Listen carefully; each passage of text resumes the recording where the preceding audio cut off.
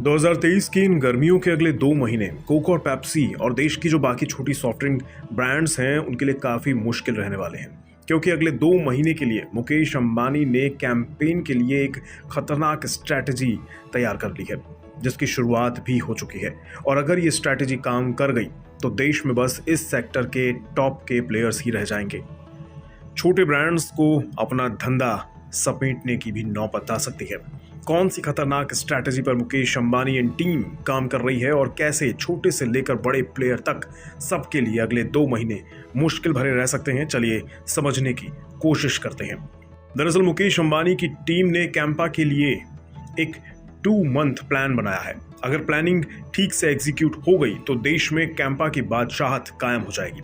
मुकेश अंबानी की कैंपा को देश के कोने कोने में पहुंचाने के लिए B2B कंपनी उड़ान के साथ एक टाई अप किया गया है। ये कंपनी कैंपा को 50,000 रिटेलर्स तक पहुंचाएगी और अगले 2 महीने में इसको 1 लाख से ज्यादा रिटेलर्स और किराना स्टोर्स तक रीच बढ़ाने का काम भी करेगी। इस पूरी स्ट्रैटेजी में उड़ान का क्या रोल रहेगा वो समझने वाली बात है। उड़ान एक B2B ई कॉमर्स प्लेटफॉर्म है। B2B प्लेटफॉर्म से हमारा मतलब है कि इस प्लेटफॉर्म पर व्यापारी से लेकर थोक व्यापारी और खुदरा विक्रेता तक को ये सुविधा मिलती है कि वे अच्छी कीमतों पर सही चीज को एक ही जगह से ऑर्डर करके सामान को खरीद सके।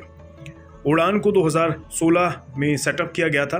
कंपनी के मुताबिक उड़ान लाइफस्टाइल से लेकर इलेक्ट्रॉनिक्स, FMCG, फार्मा, होम और किचन, फल और सब्जियां, खिलौने और जनरल मर्चेंडाइज जैसी कैटेगरीज में काम करती है।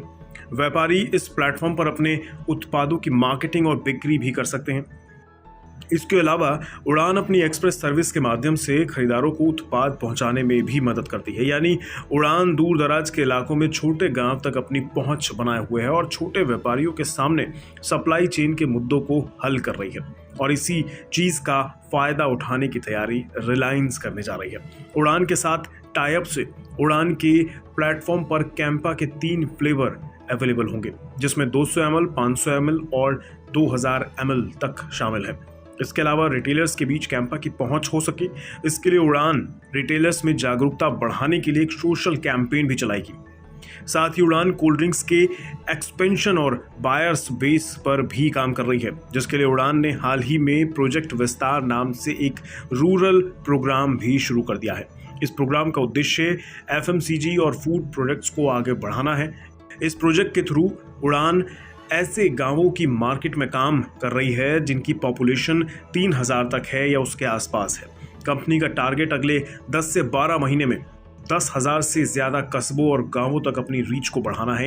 यानी कैंपा को लेकर रिलायंस केवल शहरों तक सीमित नहीं रहने वाली है, बल्कि इसकी पहुंच देश के हर एक कोने तक बन जाएगी। इतनी पहुंच तो शायद कोक और पेप्सी भी अब तक देश भर में नहीं बना पाई है। जहां तक बात लोकल ब्रांड्स की है तो रिलायंस की कैंपा से मुकाबला लोकल ब्रांड्स के लिए आसान नहीं रहने वाला। इसलिए कहा जा सकता है कि आने वाली गर्मियों के 2 महीने सॉफ्ट ड्रिंक बाजार में बहुत बड़ा फेरबदल देखने को मिल सकता है। आपको याद दिला दें, मुकेश अंबानी की रिलायंस ने पिछले साल कैंपा को प्योर ड्रिंक ग्रुप से करीब 22 करोड़ रुपए में खरीद लिया था, जिसके बाद से कैंपा को नए अवतार में पेश किया गया। कैंपा के दाम पेप्सी और कोक के मुकाबले कम रखे गए, जिस कारण हाल के समय में देखा गया कि कैंपा से मुकाबले के लिए कोक को अपनी कांच की बोतल्स पर 5 रुपए तक दाम घटाने के लिए मजबूर होना पड़ा।